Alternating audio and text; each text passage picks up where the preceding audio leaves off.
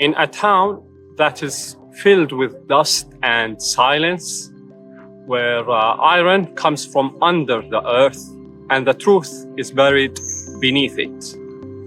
North Country tries to remind us that our job is not just about earning a living, it's about dignity, it's about safety, and most importantly, it is about respect. And I have watched this movie twice because the first time I watched it, it didn't really move me. After the first time I watched the movie, I realized it was actually based on a true story. It was actually real, not a fiction. So I had to rewatch it.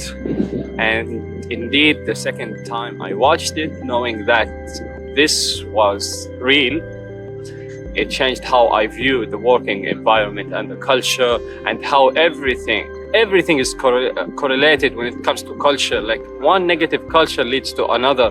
And here I will discuss how this works in terms of 4 major issues that was highlighted in the movie. Starting with the major one, the most obvious one, which is sexual harassment.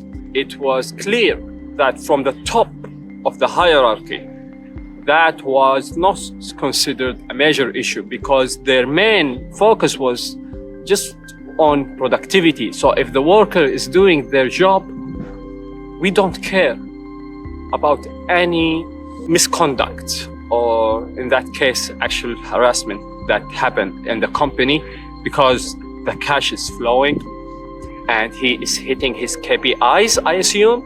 So that worker is considered a good worker. The owner, even the owner, when Josie went to him to complain about what was happening, she said, I was sexually harassed. But nothing changed. The second issue, privacy. So how was her most sensitive and personal information considered common knowledge within the company and even within the neighbor? And unfortunately, I think although many things has changed, like in terms of equality from the year of the movie, things have improved. But gossiping is this culture that I feel it got worse because it still prevails today. And we see how co-workers gossip among themselves and they share information that is not theirs to share. It's not yours. Why are you giving it away?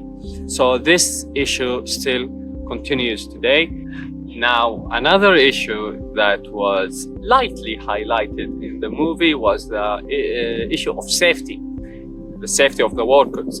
And my point of view, the safety is not just about the physical safety. You can give them helmets and vests, and you can still damage them, because there is another aspect of safety, which is their well-being, their mental safety, their psychological safety, which was totally disregarded because we clearly saw their only focus is productivity and revenue, and workers were considered kind of expendables. The workers are considered parts in a machine. So just replace it and the machine keeps running for generating income. And that was the culture we clearly saw in the movie. Imagine a company that doesn't care about their worker well-being and they will exploit them to the maximum. What would they do to the planet? They will clearly exploit the planet. They do not care about the climate. They do not care about the environment. They do not care about any waste they release into our earth, as long as they get to generate their income. And this earth is considered like a cow that they will keep milking until it's dry. And I want to conclude with saying, like, my takeaway from this movie was inspired from one of the most disturbing scenes of the movie. It's the scene where that poor worker enters the toilet and she gets flipped over and she's forced to eat shit. And this is life. Sometimes you don't fight back, but you still eat it. Josie, on the other hand, she did fight back, and she still ate it. So it's the matter, like in my language, we used to say, life will serve you two plates, and you have to choose one. And the sweeter one of those plates is still tea.